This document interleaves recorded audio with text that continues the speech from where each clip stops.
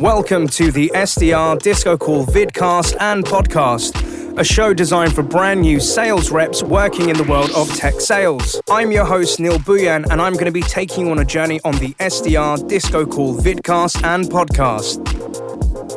Did you know that you can watch this show live with the guests on YouTube?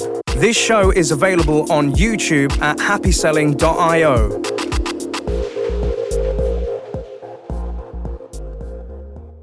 Hello, listeners, watchers, fans, and subscribers of the SDR Disco Call Show.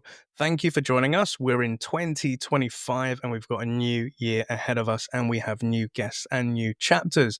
If you're coming into this show wondering, what is this all about? So we live in the world of sales development. So these people are perhaps reaching out to prospects, booking meetings, and introducing tech solutions. And we also work in the world of tech sales. So think about startups, technology, phone, apps, or great services to help businesses. And what I look to do in this show is find really cool and interesting people to understand what goes on in this world, what has been their career, what has been their journey, to help inspire other people to either think about coming into this, or perhaps you're already in this space and you want to get some inspiration for some cool people. My name is Neil Bhuiyan and I'm your host. And if you're listening to this in your local podcast platform, you could do us a big favor and make sure that you give us a rating or share this with your peers or your friends or your besties. And if you're watching this on our YouTube channel, what would really help me out with the algorithm is if you can give us a like, comment, and subscribe down below. So a little bit of a backstory with this guest. A big shouts out to Deepak Videra, one of my besties from Dealfront. Deepak's been really cool, where he's been pointing me in the direction of some awesome people. And he said, this is a person, Miss Brennan, who you need to get in touch with. She's a really cool person. I got to stay with her when I was out in Dublin. She was really cool and accommodating. So we got the chatting last year, and I'm really happy to say we've brought them on board. So guest, without further ado, could you please introduce yourself by telling us, who are you, where are you based in the world, and where do you currently work? Yes, sure. Thank you very much for the introduction, Neil. So my first name is Muireann, my surname is Brennan, and I live in Dublin in a place called Howth. So it's quite close to the sea, so I get that nice balance between city and kind of nature. So where I work at the moment is a startup called Protex AI. Love that. Thank you very much, Muireann, and a pleasure to have you on board. And with, to give us a bit more context, with Protex AI, what's your current role, and what does Protex AI do at a super high level? Sure. So currently I am an enterprise AE in the company. And what essentially Protex AI does is we integrate with existing, traditional CCTV platforms by embedding our software to help businesses and kind of industrial scale enterprises identify risk across their workplaces to try and prevent accidents from happening. Love that. Thank you so much for filling in the gaps. And it's really cool to have an enterprise and account executive, because a lot of our listeners who are SDRs may think about wanting to go into that AE life. So that's one of the reasons I think it's beautiful to have you on the show. And just also to give me a bit more context, with Protex AI, what would be the typical personas that you speak to, the job titles, and what are their kind of roles? Yeah, so typically we would kind of factor in those that are responsible for safety across their enterprise org. So predominantly I would target the likes of senior suite roles within operations, safety, particularly across fulfillment as well. So you might see some of our clients typically would be like likes of DHL, Amazon, Tesla, and the globe, and we kind of support them across the globe. And then you might see some other kind of pharmaceutical companies as well that we work with. So predominantly any kind of industry that has a static environment, so warehouse, manufacturing place, we'll be able to kind of tend to help them. And Protex has seen great success over the last number of years by being able to reduce workplace incidents by around 74 to 80% as well. So, but yeah, typically VPs of safety, VPs of operations, etc., are those that we'd speak to most often. I love that. Spoken like a true enterprise account executive. Thank you so much for filling in. And to make it a bit more human, a question that I love to ask all of my guests is, outside of the worlds of sales and tech, what are your passions, hobbies, and interests? Because you've quite a few, haven't you? I do have a few. And I suppose you kind of need to keep a balance, having a stressful job to make sure that kind of life is fulfilled outside. So yeah, typically a lot of the hobbies, I'm quite an outdoor person, as I said, originally, like kind of having that balance between like city life and nature. So where I grew up was quite outside, was very much a rural area, should I say. And I began horse riding at a really young age, maybe around 6 or 7. So yeah, long life passion with horses, had a horse growing up, but obviously went to university. Wasn't a very much transferable hobby to bring your horse to university. So sadly we had gotten rid of our horse. And then I had a gap for about 7 years. And then where I live now, has a local riding school close by, and then I'll go down and visit friends that actually have horses and stuff. So a lot of hacking outside, a lot of like kind of necessarily being outdoors. And where I live is very much, as I kind of depicted, is quite like a nature escape, I suppose, for those. Like a lot of tourists would come from any tourist that comes to Ireland, like a lot of Americans would come out to Howth and go for like a cliff walk. So there's maybe it's like a 10-kilometer radius, and that people would do a cliff the whole way around, or cliff walk the whole way around. So I love to kind of run on the cliff every maybe Saturday morning, Sunday morning with friends, get coffees.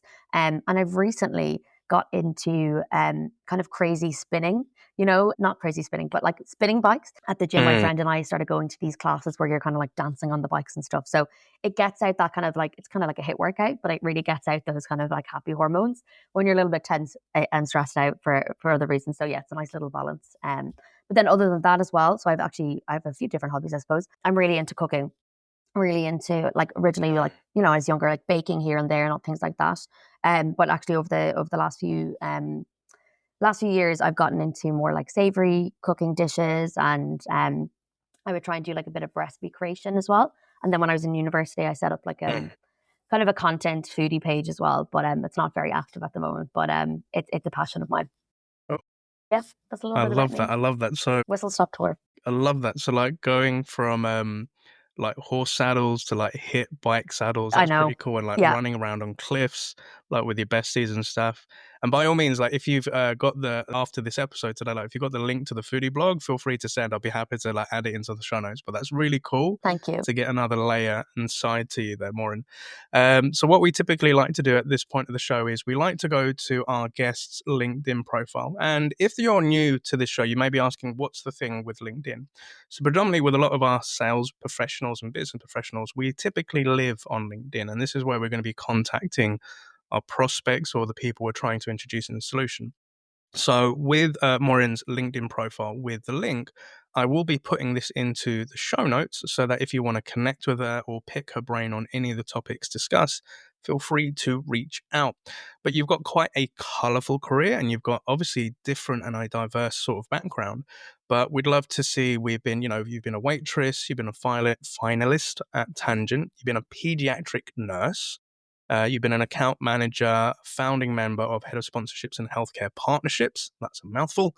Marketing advisor. And obviously for the past 2.5 years, you've worked at Protex AI, and you've kind of like built up the ranks and gone through like being the first person on the ground. We've like checked out your story on LinkedIn. It's really cool and colorful. So like take us back from the beginning of, like how did you get into sales? What's this path been like, and how did you get to where you are today? Great question. Thanks very much. Appreciate the flattery on my career to date on my LinkedIn. Yeah, kind of how it all started for me. When I was in, in secondary school, I suppose we call it secondary school in Ireland, not high school in the UK. But when I was kind of figuring out what I wanted to do in terms of my career, I always felt like I had this compulsive need to kind of help other people in terms of maybe doing a healthcare professional role, whatever that might be, whatever that might look like, whether it be a doctor, dentist, pharmacist, nurse. I wasn't entirely sure. And I then took kind of the opportunity to kind of then study pharmacy after university.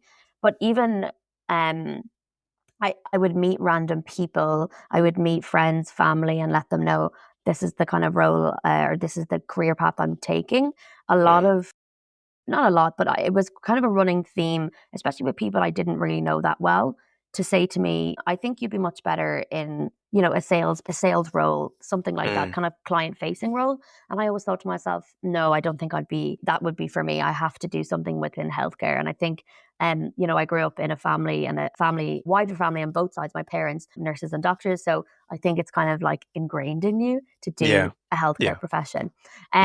So anyway, I studied that for a year, and during my placement, it was in the north of Ireland in Ulster University, and while I was there, I kind of got a chance to work with some children on placement, It wasn't a very common thing within pharmacy. So I actually decided, I thought my skills would be better put to being maybe a pediatric nurse, something where I could, develop my personal skills a little bit more. So yeah, tell us a little bit more about them, Muireann. Yeah. So essentially, I then decided to make that switch from pharmacy, and I became more of. Essentially, I decided to make that kind of switch from pharmacy to pediatric nursing, and the reason being is that I felt like, I could add a lot more to my career by kind of spending more and building more on my interpersonal relationships.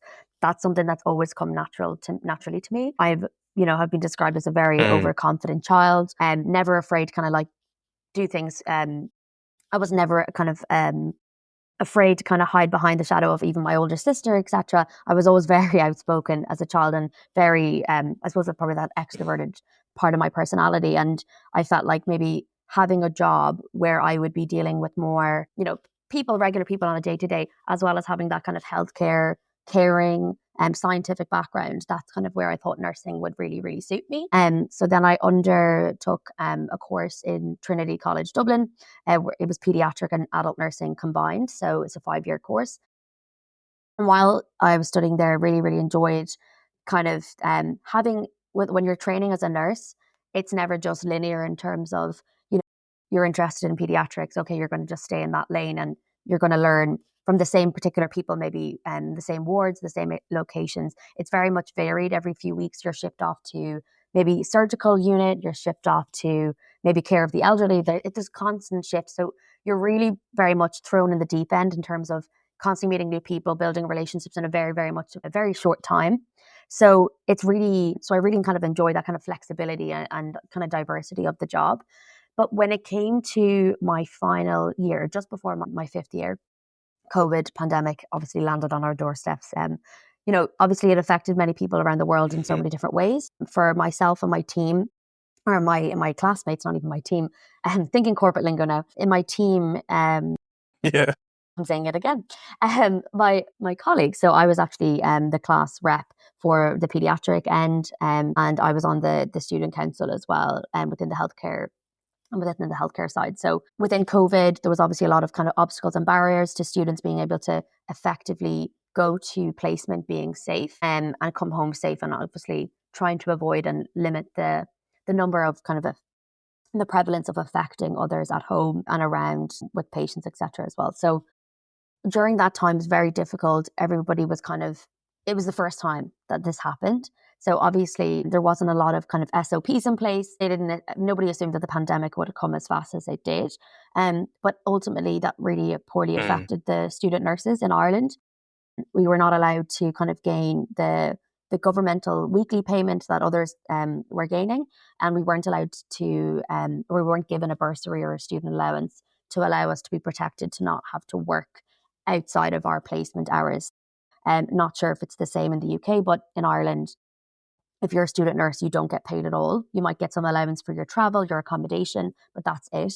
And that doesn't ultimately come into effect until, maybe post the 12 weeks you've done your placement, etc., comes as a lump sum. And that was obviously very difficult for people. And personally, my story is that I worked on a COVID ward, part of my placement, and, learning from other nurses. I was counted as well as not a full staff member of the nursing team, but zero point 0.5. So 50%. I was nearly at that I was on my last leg of training. So within that course, I had to work on a COVID ward, but then obviously still had to make money some way. So I ended up going and working as a kind of a healthcare assistant, which is what I would have typically done to earn some money throughout my, my training, like many of the other my other friends and classmates as well. It was a very common thing. But ultimately within that, I felt like I was potentially cross-contaminating. So, and I wasn't totally sure and how I really felt comfortable with it. But I got onto my university, I got on to other kind of, politicians and TDs to understand, is there anything that we can do? But ultimately, they kind of said, our hands are tied at the moment. There's no avenue to provide healthcare students with any type of financial support. So very frustrated. A few weeks later, after working on this COVID ward, while working part-time as a care assistant, I ended up, unknowns to myself, contracting COVID and going to work in this particular location. Wow. Yeah. So, luckily I was okay, but it was more the aftermath of everything that I figured out. I could really be impacting a lot of people here. And whenever I called the call center to say, like, I have COVID, I've just tested positive, they usually typically reach out to your close contacts within maybe 5 to 6 days. To me, that wasn't quick enough. And because obviously I understand how fast the virus is going to spread and has been spreading. So anyway, I was very disgruntled, sitting in my room for 2 weeks.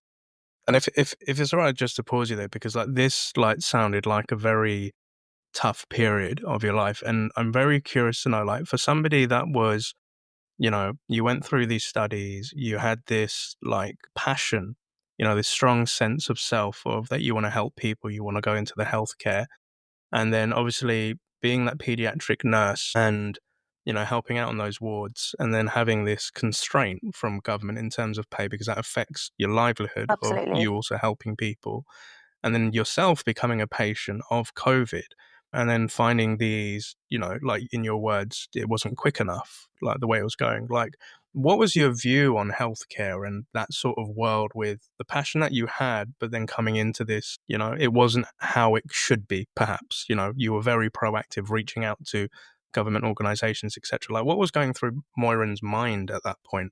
Yeah. So I think it was a lot of frustration and kind of disappointment. Um, I, you know, going through the course, this was my fourth year into, and maybe my fifth year essentially, because I had trained or I completed a year as a pharmacy student. Um, the healthcare system, obviously similar probably to the NHS in the UK, is very much kind of relying on those that are in the frontline staff, like those that are in those frontline roles. I could only, one could only sit there and blame, oh, we don't have enough staff or we don't have enough this. But the reason is because the healthcare system is obviously flawed from the top down, and due to lack of resources, where they're spending the money, etc. So I just knew in my heart when the pandemic came, to answer your question, I already knew I was frustrated with the industry. I already knew I felt frustrated before the pandemic came. But when it came, I just realized, like, I felt like if I don't speak up or if somebody doesn't speak up, nothing is ever going to change. And that's because it's the way it's always been. It's saying, oh, well, this is the way we do things. And I understand, it's easy to say. And I think when you're a nurse or a healthcare professional, you have SOPs for every particular procedure. You have, from A to B to C to D to the end of what you're meant to do in terms of a medical sense. So I think sometimes you accept that that is the norm, even if it might have been the process, not within the medical procedures itself, but the process of kind of bureaucracy of the healthcare industry, kind of to try and understand, just because we've done it like this for the last 100 200 years doesn't mean that this is the modern way of thinking and the modern way of working, or the modern way of treating people. And what really actually used to grate me when I was nursing students, people come up to me and say, oh, it's a vocation. It's not a vocation, it's a job. And I think it's a job that you're interested in, being passionate and helping others. You still, my friends and I would sit around and talk about this all the time. It was just kind of, it was degrading to hear people say, oh, it's a vocation, it's such a tough job and stuff, but it is still a job. And you want to be able to support people and help people.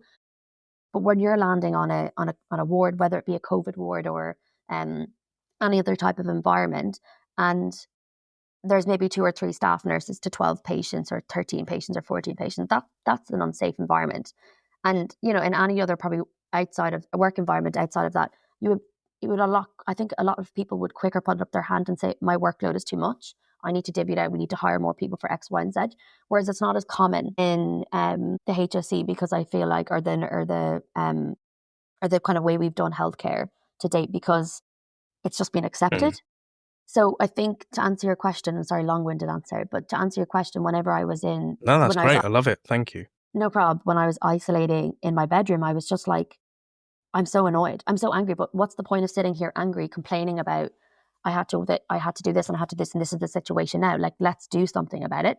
So I made kind of an anonymous Instagram page, because at the time university was all hospitals and it was all student nurses, so it wasn't really particular, specific, sorry, to my university or my hospital. It was a kind of a widespread issue or national issue, international issue obviously, but national to us.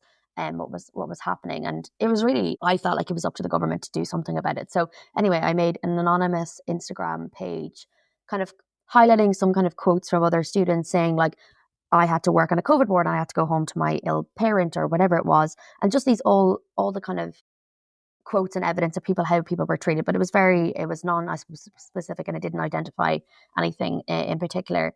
And I got in contact then with this nurse, a nursing student as well from another university. And she was posting similar things about getting paid or just kind of being treated better as a student nurse at that time. So I joined forces with her. We worked alongside each other.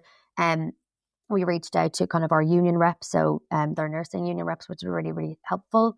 And then we started to get kind of local involvement from local TDs or local politicians that would be able to kind of speak up for us in the Dáil, so kind of our House of Parliament, and speak up on the issues presented by the nation. So we got the involvement from those, and we got a more uptake, I suppose, from other student nurses as well. And it just became this kind of wider group conversation. So we'd have Teams calls or Zoom calls back in those days together to try and figure out kind of a game plan. And we decided then to do kind of a viral campaign about, support the student nurses, kind of hashtag student nurses or pay the student nurses. I can't remember exactly what it was. And we'd asked everyone to do it. It really just went viral. And then a national radio station reached out to me. We were on the radio talking about the issues. And yeah, and I think as well, even at that time, I remember doing the interview and I felt like the journalist or radio presenter really grilled me to say, like, why would student nurses deserve more financial compensation than a business student, etc. And these were the kind of questions I was asked. So it just shows, I know there was kind of like trying to get some story out of it and juice out of it, I suppose, but it just shows the naivety, I suppose, of maybe how people felt like that we were already being treated. Because obviously there's a lot of trust in that profession in general, like pharmacists, I think, and nurses are those professions that are like, that have the highest trust out of any occupation globally. So you assume that the trust is there, that we're being treated respectfully. But anyway, so after all this kind of happened, we were kind of went viral. We ended up, our union kind of corresponded with the government and those TDs spoke up for us. And we were, in the end, around 6 months later, we received €100 per week, or from €0 per week for students during the COVID pandemic placement. And then we increased their accommodation allowance as well as their travel allowance as well. And I'm not sure if that's still in play today, but I do think that the accommodation and the travel allowance are still at the value that they were increased to, which was like 50 and 75% respectively, I think. And then after that, I was nominated for an award for the most inspirational student nurse of the year. That was 2021, actually, now that I think of it. Yeah, and it wasn't even a university that I went to. It was another university in Dublin. I was kind of like a peer nominee, and that's kind of how I won it, I suppose, just peer nomination and from the efforts I kind of made to try and make that happen. So essentially after all of that, I just really felt a bit exhausted and frustrated by the system. I know it was obviously a positive impact, etc. And I very much was an activist. I still felt very much burnt out, and I felt like I really want to do something within helping people or healthcare essentially, but I'm just not sure being in this role is suitable for me, because I feel like I could potentially have a larger impact if I were to kind of do it on a mass scale, as opposed to just being as a kind of day-to-day pediatric nurse, etc. So after that, I decided, okay, I'm going to leave university. I graduated. I then decided, okay, I think I'm be interested in maybe taking up more of a commercial role, something that would expand skills in terms of like learning more about the commercial world, financial world, and developing like entrepreneurial skills. So what I did was, because I was coming from a safety background, a healthcare background. If it's all right. Yeah. If it's all right with your permission, just to pause you, because that would just blown my mind, Muireann. Like, that's really freaking inspirational. Like, just to kind of like recap that. So like, the world went into this state of the pandemic. You're feeling these frustrations. You then yourself become a patient. And to me, it feels like you're the sort of person where you don't really like the injustices being done, or you see things as to how they should be done, but you're very proactive on acting on it rather than just accepting that's the way the world is. you take to social media, you create awareness that then leads to, like radio shows where people are grilling you. Like you've got this real core belief as to how things should be for your fellow peers and for your fellow students. And it brings about a change within a whole country, for the help of those people. Like you really went on a freaking, like my hat's off to you. Like I love that. And you brought about a change. But to your point, like going through that journey took its toll on you. But like, yeah. And then winning, that inspirational thing from another university to recognize you for those valiant efforts. Dude, I've never met anybody that's done something like that. So I'm like in awe. And just like, yeah, just I just wanted to give you your flowers to you, mate. Like hats off to you. That's freaking amazing. But yeah, so as you said, like this then brought about another change of questioning where is it that you want to go. Now you're looking at a commercial side. And when I was looking at your LinkedIn, I can see, an account manager for at Fionta Group, and then I can see Future Impact Summit, marketing advisor, and I can see the theme of healthcare within those. So you're still following that intrinsic thing of wanting to help people. What was that commercial journey like for you, more? Yeah, so getting into things, I suppose, I didn't know. I also think that when you come from a science degree or a science background, maybe it's my own naivety. It's like, who would want to hire me in the likes of Google or those bigger companies? Because they're obviously going to take, students with more preferable background, etc., with a business background, whatever that might look like. So I felt, I suppose, I felt just maybe a bit naive to what I could have done. But yeah, the journey initially began when I applied for a role at Fiontar Group. So didn't really know what an account manager was, didn't know what the role would entail, didn't know much about the industry in terms of where I was going into it. I didn't understand it a lot. But yeah, so it really just helped ground me for the first. It was a very, very much small, it was a small company based in Dublin. I made a lot of great friends there. I'm still friends with everybody. And we go for regular kind of drinks, regular food, regular meals together, etc. So I'm glad to have the kind of those friendships in my first ever kind of post university role. But yeah, when I was there, I kind of understood the kind of the methods of managing clientele existing and also building out new business. It's not something I've really done before, but it was a lot around. Some parts of it felt very natural to me because I'm quite a overly extroverted person. So going out to meet people for coffee, going out to try and win new business, I felt like it came natural to me. Probably struggled around as a nurse, never really had a lot of the structure was already put in place for me as a nurse day to day, and I knew what I had to do and it was repetitive. So maybe kind of around, and something I probably still struggle with now is time management around, how much time I should spend on something. I feel like I could fall into something I really enjoyed. If it's a part of my job, if it's prospecting or looking for people online, I could fall into that for hours and then maybe avoid the things maybe I don't like to do, the admin and the clear out and the CRM. I know it's a pain. It's a pain for everyone to have to kind of keep up with it, but it's obviously a very crucial part. And I've learned the hard way that, if you're not following up or if you're not being kind of persistent, sometimes you will obviously lose those conversations, and not saying that they won't come back around. But anyway, so there's some things I kind of struggled with in terms of time management. But, life's obviously a school of learning. So I'm constantly learning new ways and buying new, or kind of figuring out new kind of ways I can prioritize my calendar in that way to help me. But yeah, so Fiontar was great. Really learned the ropes of kind of commercial world and understand signing POs, getting clients set up, clients, retaining clients, all that type of conversation. But within 6 months of that journey there, I followed Protex AI on LinkedIn, and Dan, their CEO, Protex current CEO and co-founder, reached out to me on LinkedIn saying, hey, look, saw you followed us, really cool, love to have a chat. And I was like, I'm actually thinking of applying for your business development role. I'm not really 100% sure essentially what the role might entail. And then I just fell into the interview process then.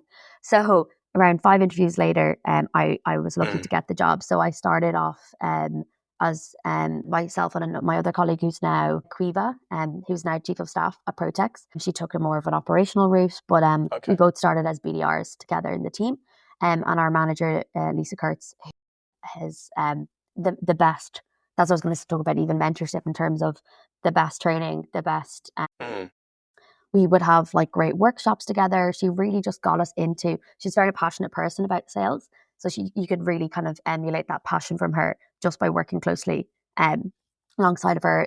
She was great for, she kind of just knew everything in the sales world, sending us, different types of podcasts to listen to. Then we would review the podcast together, sending us like cold calling recordings and stuff. Because when we both started that role, we were like, cold calling, that's the scariest thing in the world, obviously. And that's what you think. It is the most terrifying thing in the world. But, ultimately, especially for those that we're selling into at Protex AI, cold calling is the most successful connect rate for me as well, alongside LinkedIn, more of a casual approach. And I always think of it when I'm calling people, it's like you would ring up any restaurant looking for a booking, or any, if you're booking a dentist appointment, you are looking for something from them, and ultimately they're getting the business. So I just try and I know that might be a silly or a funny way to think of things, but I try and take every cold call as just, hey, how are you? Look, you don't know who I am.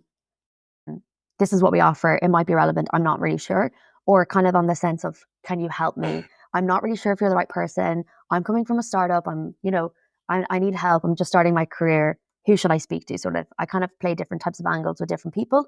And I feel like, it's been commented, on my review cycles and projects, and from other people, that I have a very high emotional intelligence. So I think I kind of lean into that element of that skill naturally propels me, and has kind of really pushed me further to the ranks of Protex. But also learning the hard skills off the back of that. If it's all right, just to interrupt, because you've got my mind buzzing and sparking on something, and I'd love to get your opinion on this. But the tangent I would love to go with you on, Muireann, is around this where you gave that beautiful example of when you're cold calling, you put it akin to like when you're phoning up a restaurant to make a booking, or you're speaking to the dentist to book an appointment, and that's kind of the way that you perceive it. So I was on LinkedIn the other day where I saw a post talking about postgraduate students coming out of uni. And a thing which is really difficult for them at the moment is communication or having conversations.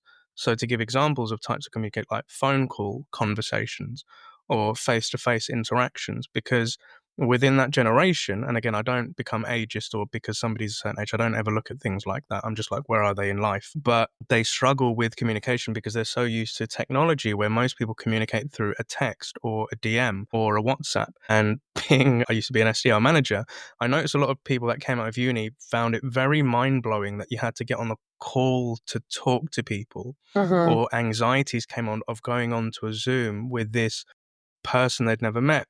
And the thing for me where I wasn't educated enough was, for me, I was just like, it's just a person. You're just like, you're talking to me. Like, why can't, like, this person's a stranger on the phone? Like, what's the problem?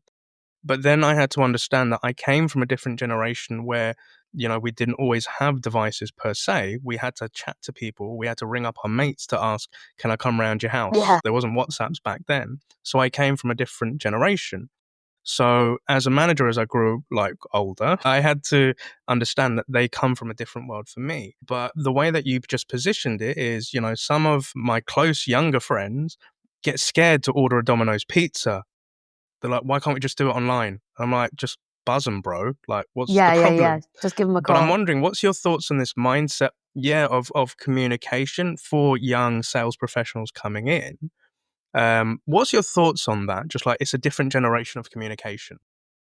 Interesting. I mean, I feel like it's really hard to, I think making the first, in a sense, I don't know, kind of weird, but like making the first step and realizing it's not as big as a beast as you think it is. And I do think as well, like I was always like naturally the type of person, like, I mean, don't get me wrong, I'm glued to my phone most days, and I communicate with my friends over the same channels that you're mentioning, like TikTok, just sending reels, like not even having a conversation, just reels, just sending the reels. But we can all fall into kind of traps like that. But I think as well, within being an SDR, starting out as an SDR, BDR in a company, I always do think like there's a lot of noise around LinkedIn and all these social channels around like cold calling is really scary, but like the benefits reap, But I think it's just numbing out that noise and saying it's not scary. It's just a phone, and take one call at a time. Like, I mean, I put my hand up. There's times where I've tried to avoid cold calling myself if I'm in lulls with, obviously sales, you have highs and lows, etc. And sometimes when you're in the lows, it's hard to kind of pull yourself out of these situations. But you just need to keep a consistent routine, and take each call as it comes. But yeah, I do, and I think that would be really helpful for those that are coming out of university struggling to understand, how are ways. And what I would do typically if I was looking into sales, but I was kind of afraid of that element of the job where I'd have to call people, I'd have to reach out to people and kind of hound people. It's not necessarily that. It's to try and get your mindset around, I'm actually a consultant to these people. I'm actually somebody that is a wealth of knowledge in my space, in my role. And I'm reaching out to people to just let them know who we are and what we're all about, and potentially how we've been able to help other companies similar to them. So you're really just ultimately laying out the kind of foundations of that conversation. Maybe not to also expect too much on your first call with somebody to assume they're going to book a meeting with you right away or they're going to book a demo right away. It's to try and get an understanding. You might have to knock on someone's door 5 or 6 times, whether it be multi-channel effort, which I find really works well for me. So if they're not answering the phone, leave a voicemail. Even just try, I think as well when I started my career as an SDR or BDR, I would ultimately, okay, if they're not answering, I'd kind of be half delighted. Okay, you're not answering the phone.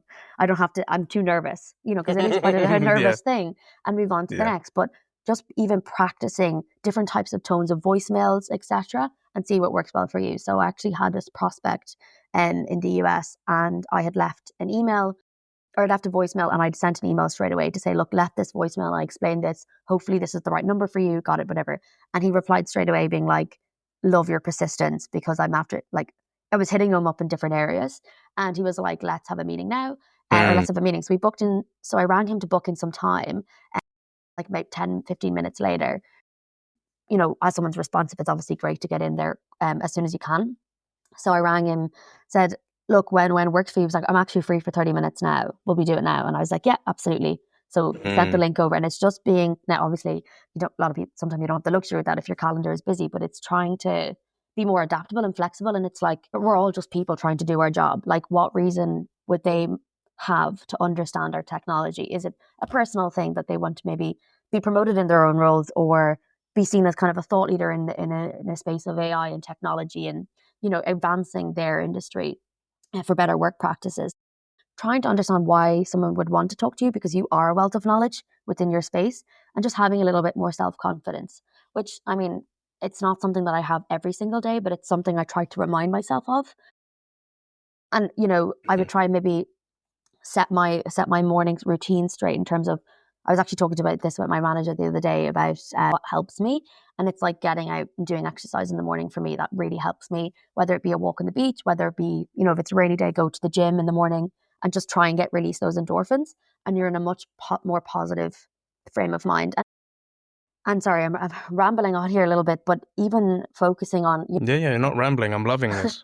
your small wins. So, someone might have answered the phone and said, yeah, just send me an email, and you don't even have the chance to explain before they hang up. It's very like, that's a win. They that that's their number. That they've responded to your call.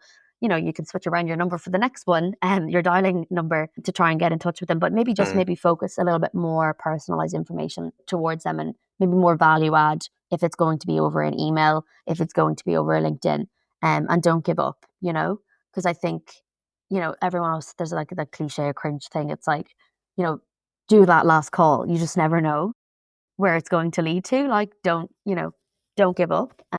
And I always find, for me, when I have one good positive kind of result, so whether that might be what I just explained there, or if somebody's like, yeah, I'll take a look, it might be another month down the line because they're traveling as a C-suite or a VP. They might be super busy in their role, but I'll just not stop then calling, because I'll be like, I've already had a high. I know I can hit a high with others. And then there's obviously loads of different techniques. I kind of A/B test a few different systems or things to do. Is it reaching out on LinkedIn first, being like, I'm going to call you now this afternoon, let's, like, if you want to talk about this, or what really works for me is genuinely speaking to people in the company, figuring out if it's just, is it something you could explore? Maybe if they're like, maybe it could apply, but just not right now. Then going out to other people and say, well, I actually spoke to this person in particular. Just kind of using all those natural techniques that you would use with friends and family. So, I mean, if you met a mutual friend on the street, you'd say, oh, well, I know my friend Jessica. I heard that you guys do, running a marathon together, etc. I'm actually wanting to get into that as well. So, like, these are all natural things you would tend to do in social situations. So why would you not bring them into your workplace or into how you kind of work as a person, because we're all human and people kind of like that. I feel people are more responsive to that human element. And, even just like leaving a voicemail and you think that you might, oh yeah, I've messed up what I'm saying. I need to stop and re-record and delete the voicemail. I just keep it and say, oh God, my words are jumbled up today. Hope you can understand. And then I just move on. And and I've had good responses from those particular incidents because it shows that like human element of me. And I think that's where people kind of know that you're not kind of that sleazy salesperson or etc. You're really just trying to help and to try and get an understanding if we'd be best fit. But yeah, that's kind of how I mentally cope. I love that. And that there's so much gold within that, Muireann. Thank you so much for sharing. And, the key point or theme that you were saying within that was, like people, they are just people. Mhm. So, where one thing that I've learned as a coach and as a manager is I try to get this out of my SDR's mindset of being transactional. So, a lot of people say, well, I've sent emails, I've sent the voice note, I've sent the video, they haven't responded, or they've accepted the meeting, they should move forward, it should convert and stuff. These are all the transactional elements of steps. But I'm Yeah. like, it's the in between of that, it's the communication that you have, the type of conversations, the meaningful conversations. Similar to the example you gave, like if you're talking to your bestie on the street, they're not just going to say, yes, we're going to the festival. Yes, we're just going to pay the tickets here. Yes, you talk Yeah. about, okay, it's going to be fun to go to the festival. And do you know how many tickets is coming? Like, oh, the cost of the tickets is free. Yeah. This is all the conversational piece. So, like, when people say to me, oh, they haven't responded to my email, I'm like, okay, they don't have to respond to your email. They might be busy. Yeah. Or, they've ghosted me. There's this not entitlement, but it's this expectation of because I do this, the prospect should do that. That's to me transactional. And I'm like, there are 100 yous trying to do the same thing to one person. And that one person has a job, they have a life, they may have a family, they may have hobbies, they may be running on the cliffs, Yeah. in Dublin. Yeah. They may be doing this I stuff. hope So it's so. like We taking can that bump into insight them. of it's not, yeah, yeah, that it's not so much transactional. So like, somebody messaged me on LinkedIn, connected with me. And I've noticed this with some SDRs where they'll connect with me and they may go into like a pitch slap, but I won't like castrate them for it because I know everybody's learning. A young gentleman put in and said, hi Neil, like really liking your posts and stuff like that. What are the plans for happy selling in 2025? Any projects that you're working on? And a part of me thought was, is there going to be a pitch or is this going to lead down somewhere? But I just responded to him and I just said, thank you for the positive feedback. I really appreciate it. I'm always trying to make a difference for people. And I said, brutally honest, mate, there are no big plans. There are no big projects. I'm just going to try and continue, as I've done for the last 7 years. And I'm just looking forward to the day. But I didn't receive a response because I think on that expectation, he was either going to get a yes or a no. And it's not always that. Like, Yeah. it's the conversation. Like, I tried to get to them to say, right, it's people we're talking to. So have an interest in the person, have an interest as to how they reply, and as you said, trying these little different techniques of leaving a voicemail where, you may fluff up your lines, but you leave it in because that's human, that's authentic. And I said, Exactly. that's the vibe that's coming off from your prospecting efforts. And again, I could talk for England for all about this, but I'm like, the thing is, don't expect people just to reply and accept and say yes just because you've sent something or you've called them. Humans don't work like that, right? But the other bit that I would love to get onto with you, because it seems like you've learned a lot, and you alluded to earlier coming into Protex with, having this great manager that was sharing call recordings, sharing examples, podcasts, and stuff like that. So a key theme that I can understand here, Muireann, is mentorship. So I'd love to know in your words, what does mentorship mean and how did that unravel for you? Yeah.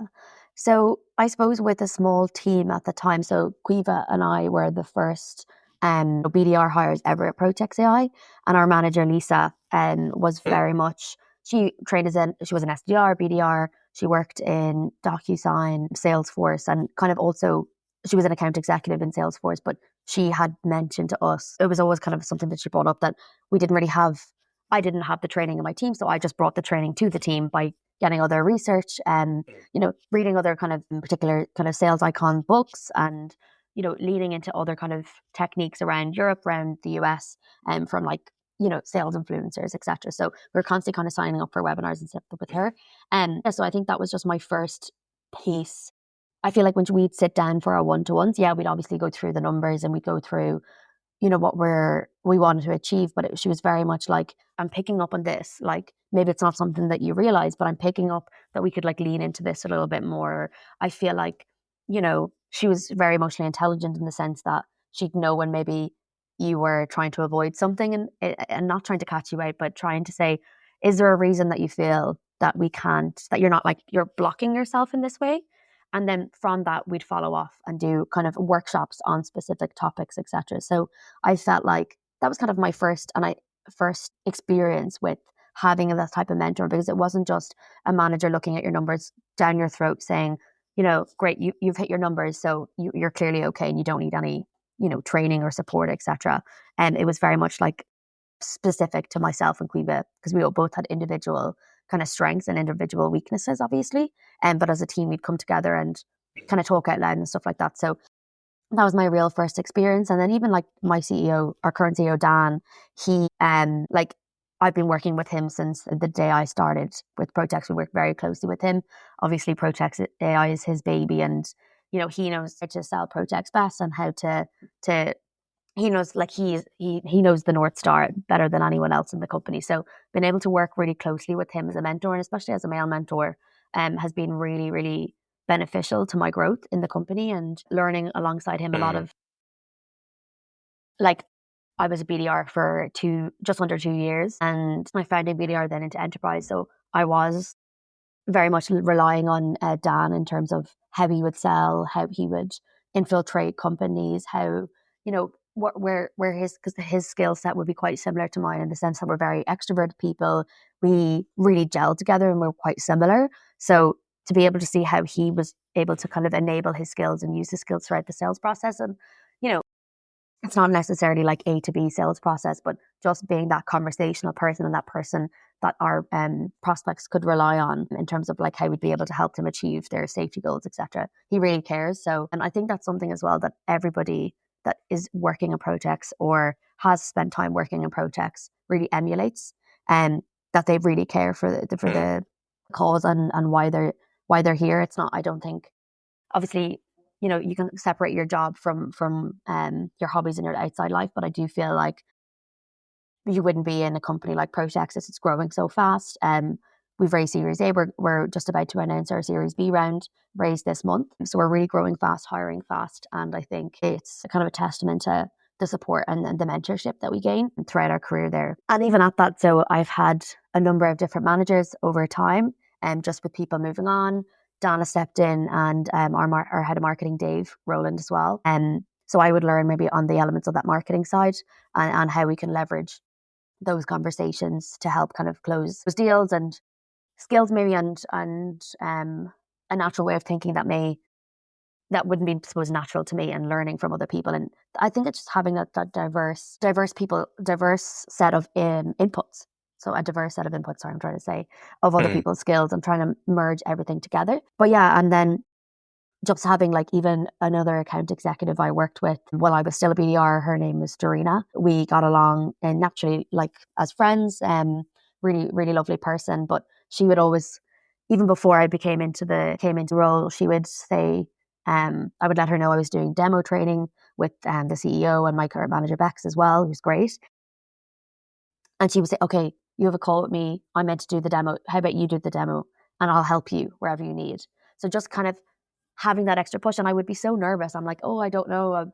I can demo to you. I can demo to everyone internally, and I'll take the feedback, but am I ready to make the next step? And she was always just great for like, why not? You're so well able. And just kind of on the days that you might feel, low or something, a prospect, it doesn't go so well, and you feel like you're trying and putting your best efforts in, but it's not reaping the benefits. It's always nice to have somebody to go to and someone to really look out for you and say, look, I've gone through this journey. I have a career behind me, and you remind me of me when I was younger, or I can see that you're going to hit further heights, is really, really beneficial. And also, even just excluding Protex or outside of Protex, I have a really great friend who I horse ride with. Her name is Rachel, and she is actually head of legal for a French bank. So she's a solicitor or a commercial lawyer, and we became friends over the last 2 years. And she's very much kind of a soundboard for me in terms of, where I should like put my strengths into my career. And I just feel like I have a lot of people looking out for me and a lot of people that I can go to on days that are tough. So I would give that kind of advice to anyone to try and maybe find a mentor if it's somebody that you're working with closely, or if it's somebody in a role that you want to kind of uptake. And then also secondly to that, only recently actually within Protex AI, we have founded, well, not myself particularly, so Angelica Shah and Safine Idemar founded, they're working on, I suppose, the commercial side of Protex, but they both founded kind of a women in Protex group. So we've paired up, mentorees with mentors. So I've been paired up with Taryn Hercules. So she is our head of client success at Protex AI. So I've been working, now we only really started it in December, but I've been working really closely with her in terms of figuring out, what are my like soft skills that I need to develop? Is it hard skills that I'm looking to kind of look forward to? And she's great because she's already in that kind of C-suite or leadership role within a startup, which is something kind of I would aspire to do, or maybe aspire to have my own business someday. So it's just it's great being able to kind of have these resources at access to you. And if you have them at access, you need to just take every opportunity to try and build those relationships and see where it goes. So yeah, I'm really looking forward to I suppose 2025 and seeing how that program goes for the team. But thank you so much for sharing there. And I think a question I'd like to follow up with the mentorship is going to be like 2 questions. And this is a new way of questioning that I'm learning, so just bear with me here, Muireann. Question number 1 is, when looking for mentorship, what's the one thing you should avoid? When looking for mentorship, what's one thing you should avoid? I don't think you'd be getting anything out of the mentorship if you weren't looking for criticism, or not criticism, it to be too negative, but you weren't looking for honest truths, basically. So like Taryn and I, especially, we've only had one call yet, but I'm sure over time, and we only had one meetup around our mentorship group to date, but like I understand like of our next one, or when we I'm going to be looking and pressing for, what does she think on the outside of how I'm perceived to her? What do I come what are my skills? What are my strongs? I want to hear that too. But I also, what do you think I need to work on? Is there something I'm doing that maybe you feel I'd be best put into other efforts, etc.? So I'd be very much focusing on also trying to get feedback. And supposedly that was one of the reasons I was hired at Protex in the first place, is because I looked for feedback in my interviews on demand, and like in the calls itself. And I'm kind of that type of person, like after every call, even with my current manager, Jacques, who has really helped me kind of onboard myself in the enterprise role, which I know it's not easy to do, as you're obviously raising Series B, and he's got other, we have obviously a team of really experienced enterprise AE, so I am the first person in Protex to be transitioning in the way I am. So even just regular calls and understanding, okay, I want immediate feedback, I want bad feedback if it's 2 bad pieces, if it's 2 good pieces, I want whatever you think, because I'm not going to be able to learn, and I'm the type of person that needs to know in the moment, because I'll be able to tie that to the emotions I'm feeling for my next call. Whereas if I think I receive feedback, or if it's kind of out of context, maybe at a period of time down the line, it's not something I'd be able to really take in and work on. So I think being honest with yourself and being honest with your mentor in terms of really where you think you're lacking, or you're not saying this, your deepest, darkest secrets to oust yourself out of the company or something like that. It's not about that. It's about becoming a mentor to actually want to help you. So just really take that on board and realize that everyone is human, kind of similar to what our kind of theme of the conversation has been. Everyone is human. Everyone makes mistakes. They might also gain something from you in how you've been working and doing things. So just make sure that you understand there's a mutual benefit, but definitely try and be honest with yourself and your mentor. I love that. Thank you so much for sharing it, and great golden nuggets. And the last follow-up question before we wrap up today on this this has been a great episode, by the way. With this mentorship, what's the one question you should like? It doesn't have to be the definitive one question, but what's one question you can ask yourself when looking for mentorship? So one question you can ask yourself when you're looking for mentorship, I suppose if you're starting off and you want to mentor, you don't know what that means. It's like, how do I think you need to really focus in on being able to connect with that person. So it's like, what would I want out of a mentor? Like, okay, maybe I don't really know what a mentorship is, but I think having a relationship in the first place, or wanting to develop, if you don't have that relationship closeness, wanting to develop that relationship with that person, I think is really key, because you'll understand better their goals, their way of working, how they kind of put their hand up and when they make mistakes, how they operate through life and corporate environment, and also understanding if you gel with them as a person will really help them and yourself gain a lot more empathy for one another in terms of how you kind of operate. So I would try and look into who are the people around you at the moment. You know, you don't necessarily have to look out and reach out to, you know, there's that US group for women. Well, it's women leaders. It's called Chief, something really cool that I follow on LinkedIn. But you don't have to reach out to the founders of those particular businesses to understand, to get a great mentor. Like, you have a lot of mentors at your disposal, whether that might be a friend, a family, or a member of your family, or somebody in work that even that you're closely friends with. Maybe start with those conversations and say, you know, from working with me, or I know you might not be in my team, but just, is there things that I can improve on, etc. And then if you feel comfortable, go to your manager and say, you know, I want more of a mentorship kind of relationship with yourself, if that's something you're looking for. Or maybe put the word out if you feel like you can't reach out to. Now, I know I'm in a smaller company. There's about 55 to 60 people, so I have these people at my dispense in terms of I can just reach out to them on Slack, etc. But if you are in that environment where you maybe feel like you have to kind of go through a few different kind of seniors above you, reach out to your manager, say, look, this is what I'm really looking for and the reasons why. And I think I think I need someone that I'd be able to kind of speak to, and I maybe want to get into their role, or whatever the reason might be, or you think you might gel with them. Ask for those connections, because I think if you don't ask, you don't get. And, you know, there's no harm if the person says no, fine, you move on to the next. And maybe they just don't have the time to be able to give you the best mentorship that they can. So just very much don't take it too personally, but I wouldn't hold back on asking people and figuring out what your resources are, who you have at kind of disposable, who you have disposable to have conversation with in your world now. So yeah, I would kind of focus on those things. Definitely. Like within your world and having those at your fingertips, 100% recommend. These are golden tips. I normally ask my guests, like, what would be the 3 tips that you would give? But I think you've just given a whole bunch of great tips there. So we really appreciate Muireann. And it's been fantastic to, you know, have you on the show and learn an insight. And I know my audience have got a lot of info within here that they're going to be able to take away and action from that. So we really do appreciate you. And again, a big thank you to all of our listeners, watchers, fans, and subscribers of this chapter with the SDR Disco Call Show. As a reminder, Muireann's LinkedIn profile will be within the show notes. If you want to connect with her, pick her brain a little bit more about the topics she does, feel free to reach out. And before we do end, Muireann, are there any shout outs or kudos that you'd like to give on today's show? Yeah. So personally, I would love to give a shout out to my boyfriend, Cian. He's been absolutely instrumental in terms of kind of just pushing me forward.